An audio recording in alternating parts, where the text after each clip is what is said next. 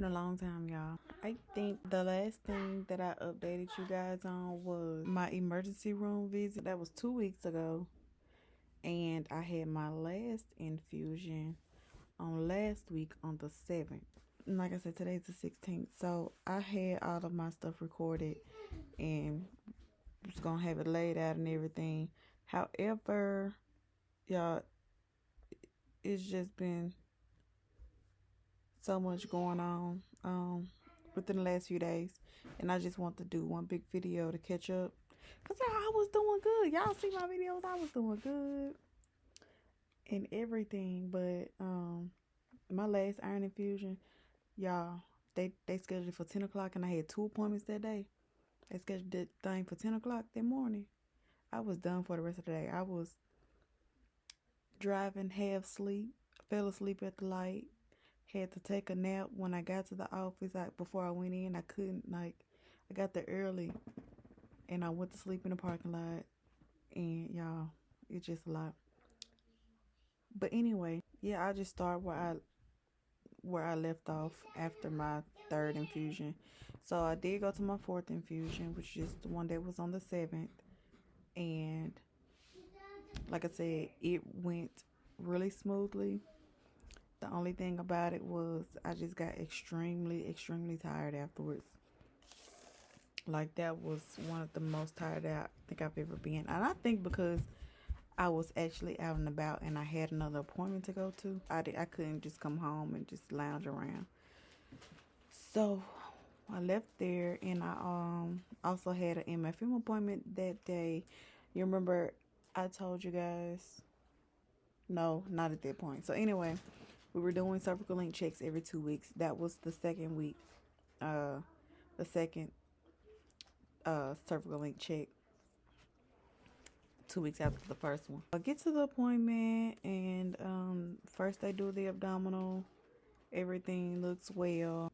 You know, they were just checking my fluid levels and everything. They asked me had I been having any pains or anything like that, and I think I mentioned in my last video that I did have some cramping for like 3 nights in a row. It stopped, so I didn't do anything else about it, but I did make note of it. They get to doing the cervical link check, and they're first of all, there was a fellow in there. A fellow, not a fella. Fellow. So he inserted the probe. He inserts the wand and only goes like this much in. And I can feel everything. I've had enough of these. I know where they at when they get out. So I'm like, okay. So then he stops, and I'm thinking, like, is he looking at something? And he just stayed there, and they're both just looking. One tech is at the computer thing, and he's down there with the wand. And I'm like, sir? And so I just didn't say anything, just to see how long they were just going to stand there. They stood there for a good 30 seconds. It might even been a minute. So eventually she says, are you all the way in? And he was like, oh. So then he pushes further, and then they're like, there we go. So then she starts measuring, and at this point, he's still not all the way in. But you can see, like, at first I couldn't see the cervix, but apparently they could. So she was measuring something, and then when she started measuring, I'm like, okay, now I can see where we at. So she's measuring, and I'm seeing 3 point, this, 3 point that, but at the same time, I'm not seeing the start of my cervix. At this point, I'm like, okay, I'm for certain he's not all the way in. So he asked, what am I supposed to do now? And she was like, find the internal eyes. Try to get the internal eyes all in one picture. So after he asked, what am I supposed to do? And she says, find the internal eyes, try to get everything together. Once he went in and went further where he was supposed to be, that's when she didn't do any. No, she did do another measurement. So she pushed down on the fundus, and when she pushed down, she noticed that there was like this big opening, and I want to insert it. There's a big opening in the sac. In the um, uterus. There's baby, the opening, and then my cervix. So at first it started out long. Then she stood there and watched it for a minute, and as we're standing there, the opening goes from here to like open like here, like this. And so they stood there for a few minutes and watched it, and they were like, he was like, "Is that funneling?" He was like, "What are we looking at? Is it funneling?" And she was like, "Yep." And so, like it was just really just moving. So it was like, but it was getting bigger. It wasn't getting smaller at all. It was just getting started like this, and then when it was like it was pulsating or something, and it was getting bigger, and you could see the fluids just floating around in there. There was no part of baby in there. Baby was here, the hole here, and then my cervix. And so I'm looking at it. I'm like, okay, I know what I'm looking at.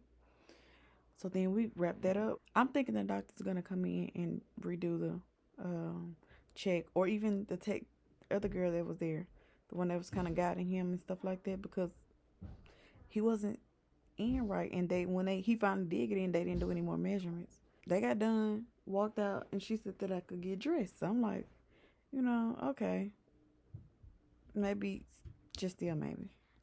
Sit there. The doctor comes in, and she says, everything looks great with baby, but we do see funneling. But also it could be lower segment contraction or something, focal contraction. And she asked me about the progesterone. I told her I had not started it yet, honestly, because I was waiting to see how my second, which it was that one, how that check went. And I was just gonna go from there. And she was like, well, we can't wait until something happens to start it, then it may be too late. I said, well, I just didn't want to start it and then stop it. And she was like, well, we're not going to stop it. I'm like, no, it's not going to be you. It's going to be me, because, I'm just going to be honest. Like, sometimes I get tired of doing stuff. I know I got to do what I got to do, and I will do it. But it was just, like, for me, it's just the fact of, at that time, doing things not knowing if I necessarily need to do it. So she was like, okay, well, pretty much just wrapping up the conversation. She was just basically saying that she suggested it, that I go ahead and do the progesterone at that point. So immediately when I left, I put in a order for my progesterone to be shipped to my house, because at that time I didn't feel like stopping anywhere. I just wanted to go straight home. I just figured it would be quicker for them to ship it to me instead of me waiting to pick it up, because sometimes they're slow. So get home, blah blah blah, do what I gotta do. Few days go by. I don't think anything happened in between that time, but a few days go by. Here we come Monday, and I'm still wondering about my so I called Monday morning to see where the shipment is, because you couldn't track it on the website or anything. So she said, she was like, okay, what state, your address and all that kind of stuff. And then I tell her, and she says, well, they haven't, they are not allowed to ship to Mississippi. They're unauthorized to ship to Mississippi. And I'm like, well, dang, why nobody gonna email me and tell me nothing like that? I said, they didn't even email me, because I wasn't fussing it. I wasn't sending it at her. She was like, I know. She was like, this definitely something that they should have emailed you about. So I'm like, okay, well, there was a short conversation, and we hang up. Y'all, I'm so freaking annoyed. I went ahead and got the prescription filled and to pick up. So I went ahead and picked it up that afternoon or something like that, that evening. That was that Monday. Tuesday, I started the first dose. And then Wednesday, which was this past Wednesday, the 14th, I had a another cervical link check because last week she wanted me to come in a week instead of waiting the 2 weeks because of the funneling. So uh, that Wednesday, got up, went to the appointment, and get there. And the tech herself actually did. They didn't even have a student to come in this time, or a resident or fellow. So she actually did the measurement herself. So she did measure baby first and fluid. Everything looked great. And then when she got to Wanda, inserted Wanda. When she first put it in, she was like, "Yeah, we were thinking that last week was just a lower segment contraction, you know." So as she was getting in, she was like, "Okay, yeah, I can see this looks great." And she didn't. And she wasn't all the way in at this point. Once again, so they did what?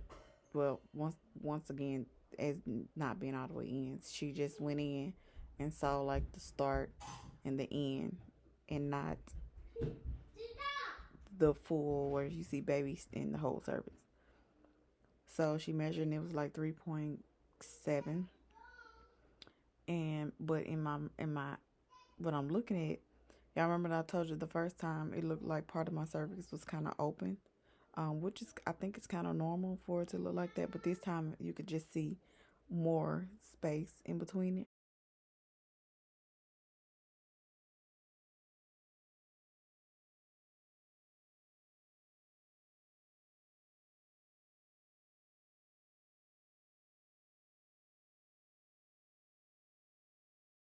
And so I was looking at that.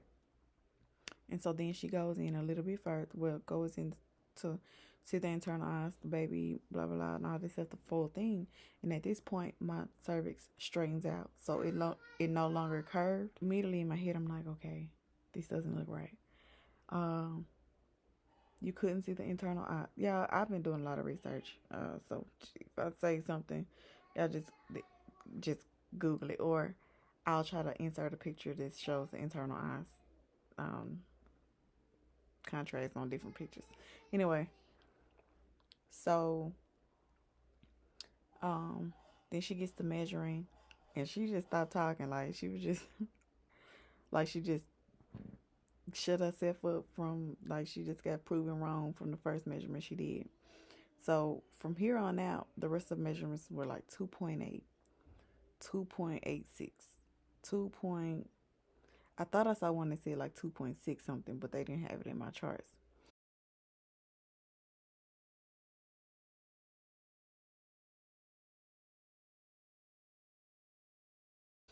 Uh, 3.1. And then when she pushed on my fundus, I thought that was the one that was 2.6. But again, like I said, I didn't see anywhere it noted anywhere in my charts, nor in the reference, which I'll explain in a minute. And so I'm looking at him like, okay, oh gosh. And I can see baby, and I no longer see the hole, right? So I'm thinking to myself, I'm like, okay, so it wasn't a contraction for one. It was actually funneling, and now the funnel has opened up. So now um I'm just going through my thoughts and stuff like that. And so she exits out. I get dressed. The doctor comes in, and she just gets straight to the point, of course, as always. Well, I think the first thing she asked me was, well, she tells me that, what they thought was a contraction, they're now saying it probably was funneling. And since they don't see it, she's guessing that it just opened up. Because my last check, my cervix was 3.8, and this one now is between 2.8 and 3. So she says, she first thing she asked, she was like, have you been in any pain? Have you been having any cramping? And I told her about the first time that I had the cramping before we saw the issue the week before. And then 2 days, Monday and Tuesday prior to um this past Wednesday, the 14th, I had a lot of pressure. I was having Braxton Hicks, but nothing, that I've not ever had. So I had just been monitoring myself, and like they were to the point where I would go get in the shower and just sit in the shower for however long until the water got cold, and I was running a long time, and I would do that to calm them down, and then I would just get out of the shower and come sit down and just chill out, and that would help them. So they were something, and I knew I was having some changes. Oh, I figured I was having some changes because I could feel like the inside of me, just kind of ripping. I'm not gonna say ripping apart, but just those sharp pains, in my cervix. So, I tell her about the pain, and she says, "Okay, well, um, your cervix is short and blah blah blah, all that kind of stuff." At this point, she said we would do a cerclage, but you're still over 2.5, so it's technically not short, but it's shortening, uh, from your previous to now, and um, you typically don't do a cerclage until it falls 2.5 or below. And she was like, "Well, do you mind if I check your cervix?" And I said, "Yeah, go ahead." She said, "Because if you're opening, uh, then you would definitely need to get a cerclage. But if it's not, then and I don't know what she said after that." So I lay back. She puts the gloves and things on, and she checks me. And so when she brings her hand out, she was like, "Yeah," and immediately knew. I'm like, "Oh Lord." She was like, "You definitely are at least 1 centimeter. Um, so I'm going to send you to the emergency room. I want them to monitor you to make sure that you are not in preterm labor, and also to make sure to give you like an evaluation on whether or not it's best to go ahead and do the cerclage and just a host of other things." So we get, she was like, "Are you able to go straight to the hospital now?" I'm like, "Yeah, I can go." So she was like, "I'm going to let them know you're coming. I want you to go there. They're going to monitor you." And she was just pretty much giving me the rundown of what they might do, how long I might have to stay, and this and that. So I leave there, go straight to the hospital, and go in, tell them that they sent me, and get to the back, get checked in. And so eventually the doctors come in, and they were saying, based on my history, they would rather do it, but they wanted to monitor me first. So they monitored me, but first they did a cervical check. So they stuck a speculum. Y'all, this is the worst feeling ever. And then I kept telling them I had a lot of pressure going on all day, but I wasn't sure if I just needed to have a bowel movement, which I really figured it was a bowel movement that I need to have, and or if it was a combination of both or just pressure. So once they did because I made sure to tell them, I didn't want to make it seem like, "Yeah, I'm having pressure, I could be laboring," blah, blah, blah. I know bowel movements can cause this stuff. I'm not gonna go in just naive and not withholding information to make it seem like it's one thing and it's not. So when they stuck the speculum in, it was like a sharp pain at the bottom of my cervix, on the bottom of the speculum. I don't know what it was. Put it in, open it up, and I can feel all the pressure in under the speculum. So at this point, I'm like, yeah, it's definitely the fact that I have to do number 2, where I'm getting the pressure that I was having then, like within the last few hours. So I they look at whatever they need to look at, do the swabbing, other stuff, and he brought it out, and he was like, "Okay, well, I definitely see your cervix opening. So you are 1 centimeter dilated, and we are gonna recommend doing the cerclage." He was like, "But I'm gonna monitor you for 30 minutes to make sure you're not contracting and things like that." So he says, "We'll be back and we'll talk more about it." And he asked me, did I have any concerns? And I told him the only concern that I had Like in the instance, even though they were leaning more towards doing it at this point, it was no ifs, ands, or buts. But I told them the only concern that I would have is like the fact that with my daughter, I was in preterm labor and went to the hospital just because someone else suggested I go. You know, I was just having like just some little stomach ache, just uncomfortable feeling, no contraction feelings, no nothing like that. Mom, yes, I know. So, when I got to the hospital with my daughter, I was 3.5 centimeters, pretty much contracting. So, I told him with me and experiencing that, and pretty much in all my pregnancies, me dilating early and not having any contractions, or me not feeling it, or me just having Braxton Hicks that actually do change my cervix. That would be what I wouldn't want to just leave and then it happen. So he was like, okay, so you would be leaning more towards getting Cerclage. I was like, well, yeah, because, you know, I don't have the luxury of just not getting it and just being able to go home on bed rest because my husband works, and I didn't even want to have to even think about going that route. So he says, okay. And so he was like, well, we'll be back. And so they came back about 30 minutes later, and he was like, well, we're going to do your circulate. He said, I haven't seen any contractions on your monitor, which was good. He was like, but based on the fact that your significant change from last week to this week and the fact that your cervix is opening, we're going to go ahead and do the Cerclage. We're going to do it in the morning. He was like, I don't know what time, but it'll be in the morning because they were squeezing me in and they were going to get me in between their other surgeries.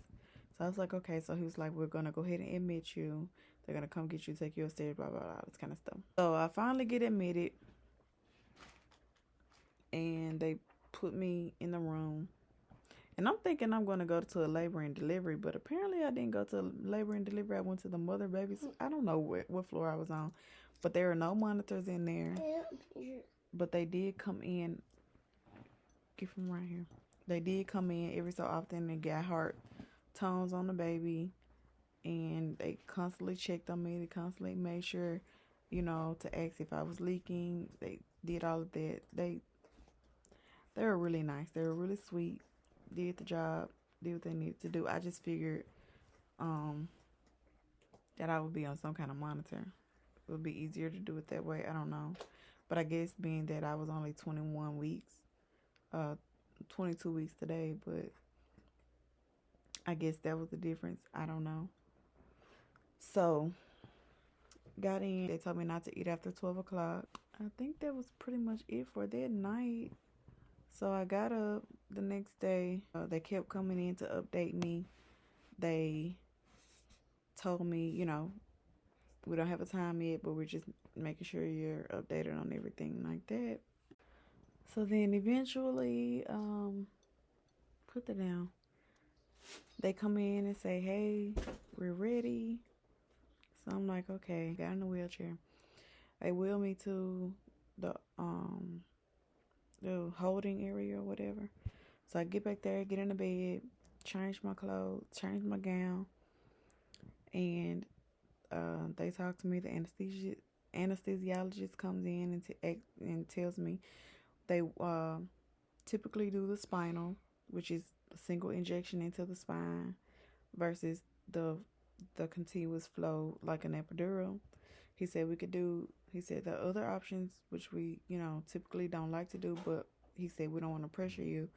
You have the option to go under full anesthesia, or you can do I think he said the epidural or some other way. I said, because that show was going to tell y'all to knock me out clean out. Because, you know, I've never gotten just the, you know. Well, my thing was I wanted to go natural this pregnancy. So I didn't want to have to deal with anything like spinal, epidural, none of that.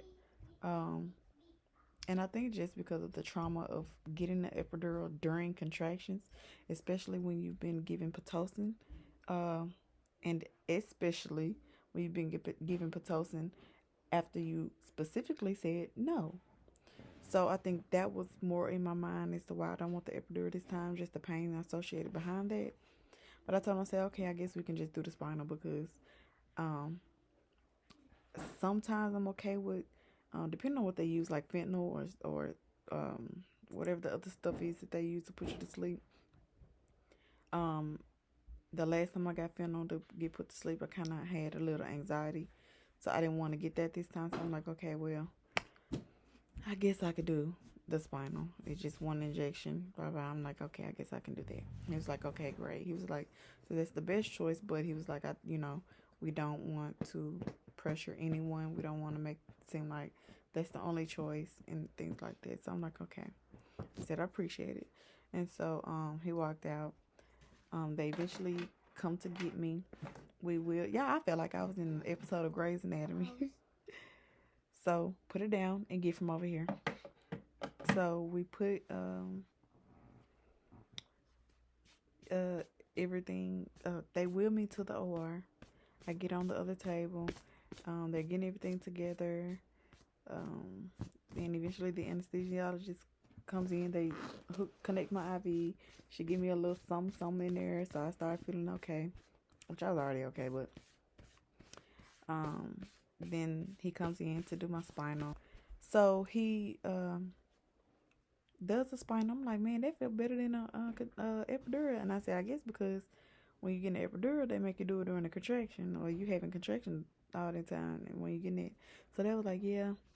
So he was like in the X faster too. So he did the spinal, everything, got his stuff together, and he leaned over. I don't know if he was joking or talking, because they were all talk so cheerful. They was just, no one was in a bad mood or anything like that. Not that I could tell. They were all cheerful. So he was like, I bet you can't wiggle your toes. So I'm sitting there like, dude, what you talking about? So I'm just wiggling my toes. He was like, oh, you still can. I said, he was like, we're going to wait a little while longer then. So I'm like, okay. So they try to wait a little while longer for it to get together. So then when they think, I guess when they was thinking that it was taking effect, they were like, okay, we're going to lean you back and we're going to pick up your legs and move, blah, blah, blah. And so one of them asked me, I think they asked me, could I move my legs? And so I moved my legs, I picked my legs up.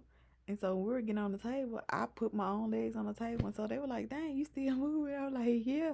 I said, this is the problem that I have with epidurals. I said, normally when they take it out, like, I'm up and walking. So,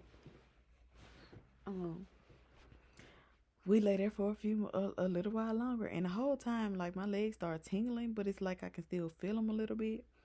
So they go ahead and put my legs up in the thing. She gives me my oxygen. They hang the curtain up when I lay down. I was like, dang, y'all ain't gonna let me see. So they started laughing. And I was like, dang, I want to look. And so they was like, no. So they put my legs up in the little things. And I thought they was gonna use stirrups, but they use like, it's this little long thing, that pole, and then it's like a rope. So they just hang your leg in the ropes. So your legs is kind of just like dangling. So they kept telling me to relax my legs. So at this point, my legs are dead, but I still got like a little sensation in them, and I can still move my toes. So I was still able to move my legs and relax, flex and relax, but I didn't have that much feeling in them. And so I'm like, okay, y'all, I still feel stuff, and I'm like, they finna get ready to start anyway. And so, but my butt was the main area that I really couldn't feel anything. So, then I'm laying there. I had my arms. You laying there just like you're having a C-section, except your legs all in the air. So, me and the people that's ahead of me were talking, making good conversation. They were keeping me, and I was looking, I was looking at my own blood pressure and stuff like that, and looking at it. He was explaining to me some stuff that was going on. And he was like, do you feel anything? I was like, no, I feel a lot of pressure, but I don't feel any pain. He was like, okay, I was just wondering. He was like, you shouldn't feel anything.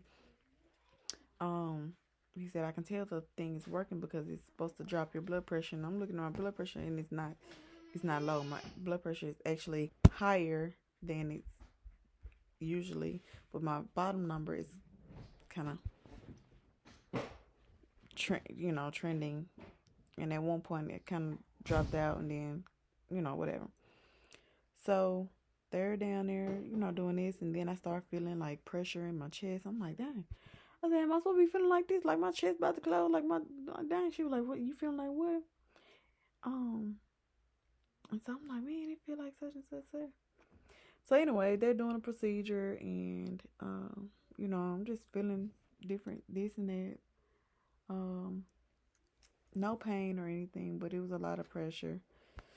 So I just finished talking it out, and eventually they get done. So he was teaching someone down there, and then at one point I was like, "No, you need to be teaching out here. Like, hurry up!" But I wasn't in any pain or anything like that. So they get done. I get up. They move me to the next bed. We roll out of the OR, and we go to the part where they wait to watch you a little while. So I was there. Eventually, I started getting the feelings in my leg within a short time. Talking to the ladies that was around, and then I start having this bad pain in my lower stomach. And at this point, well, while I was in the surgery in the OR, I asked them. I said, "Do they got a catheter in?" Because I started feeling pain in the. That was the only pain that I was feeling. But it was at that time, it wasn't like a pain, but I recognized what it was, and because it's the area that it was in. And I asked her, "Do they got a catheter in?" She told me no. I was like, "Dang." She said, "But I think they did it in and out," which I did remember feeling that. In the beginning, but I thought they were supposed to leave it in, but apparently they didn't, because she told me no, they didn't have one in.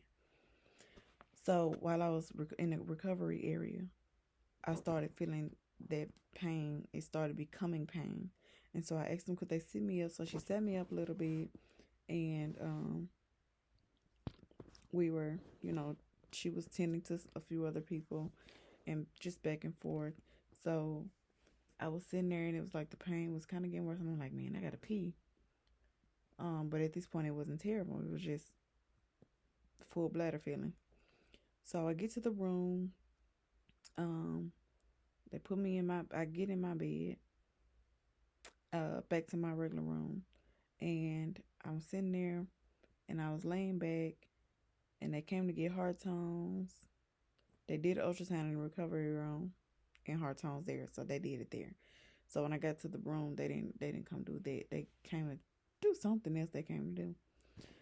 So before the ladies left out, I was like, they told me that of course I need to pee and be able to walk and eat before I left. I was like, man, well, I gotta pee now. I said, well, I might as well go ahead and pee now. And remember, at this point, I pretty much got all feeling in my legs, but they, I guess typically people don't, but I did. So they was like, well, you can't get up now. You gotta wait till somebody's in here. And in my mind, I'm thinking, I'm like, that's why I'm trying to go ahead and do it while y'all in here, so I can, go. But at the same time, I was in so much pain that I couldn't pee at the moment.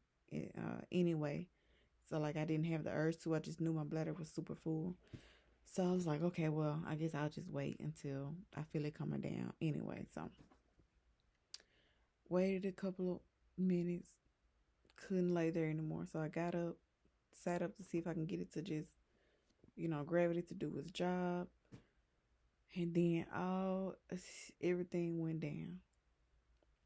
I started having bladder spasms, and then the bladder spasms started giving me contractions. At first, they were kind of like I couldn't tell what was really going on, and then they started coming in intervals. So like the pain was constant, but then in intervals, they would get super bad. So I'm just like, man, what in the world? And I'm just in pain. So I get up. By this time, a nurse comes in. So I'm like, I gotta get up to pee. I gotta do something. So I get up. When I get up, I'm just hurting. Like, and she was like, all right, are your legs like you can't walk, or is it just the pain? I'm like, I can walk. Fine. It's the pain that's keeping me from going anywhere. And so she was like, okay. So they help me to the bathroom. My husband come in there and say, help me to the bathroom, blah, blah, blah, that kind of stuff. So I get in there, sit on the toilet, and then when I'm sitting on the toilet, it's like the pain is still getting worse. So there's a bar in front of me. So I stand up, use the bar. I'm rocking back and forth, side to side, trying to get the pain to ease. So it'll pain to tighten up, it'll let loose. Pain to tighten up, let loose. So at this point, I'm starting to think that it's contractions. So she was like, she walked back towards the bathroom. She was like, do you feel like it's contractions? I'm like, yes. At this point, I feel like it's contractions. So she was like, okay, I'm gonna go and get you, see if I can get you something for pain. So she walks out and goes to, do what she gotta do. So I'm still in the bathroom, and I come back in, go back in the room because I couldn't pee. So I said, let me go sit down because the pain is too much to do anything. I need to sit down. So I go sit down on the side of the bed, and man, it started kicking up even more. So at this point, I'm just rocking, like I'm rocking. I'm trying to breathe. I'm trying to relax myself because I know when you're tense, your body's not going to do what it needs to do. And I'm like, I need to get this pee out of me. I need to try my best because I know that bladder spasms, intestinal spasms, all of that can cause your contractions. So I knew it was a cause and effect type of thing. So, well, that's what I wanted to believe because at this point I knew a lot of cervical manipulation could also cause contractions. So it was like all of that bundled in one. So I'm like, okay, well, let me try my best to relax.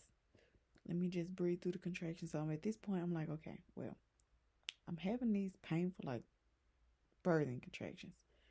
And I said, let me use this moment to practice my breathing, to see, because I did want to try to do natural. So I'm in my mind, I'm like, let me try to use this moment to practice to see, what I can handle and what I can. And also, because I needed to relax my body to pee. And also I knew inflammation from them. She said they drained my bladder. I knew the inflammation down there could cause my bladder to not, because I went through that with my son. So I knew kind of what was going on and I needed to relax. So I sat there, I think an hour or so went by, y'all, of me purely contracting. So I'm sitting there like, okay. So I'm rocking back and forth, rocking back and forth, rocking back and forth. So eventually I called a nurse. No, this is when the pain meds come in because I told Chris I tried to talk as much as I could, but I could barely talk through these contractions. I couldn't talk through these contractions, so I'm whispering. He's talking to me. I'm just like, shut up. Like, dang, can't you understand that I'm in pain? Will you stop trying to talk to me while I'm in pain? Like, stop asking me dumb questions. Y'all just getting frustrated, but I'm trying not to because they could further accentuate the situation. So I'm trying to do hand gestures and this and that, and he's talking. Although he's talking softly, but I expect these men to pay attention. God, this is how much. Dang. But anyway, so I'm like, okay.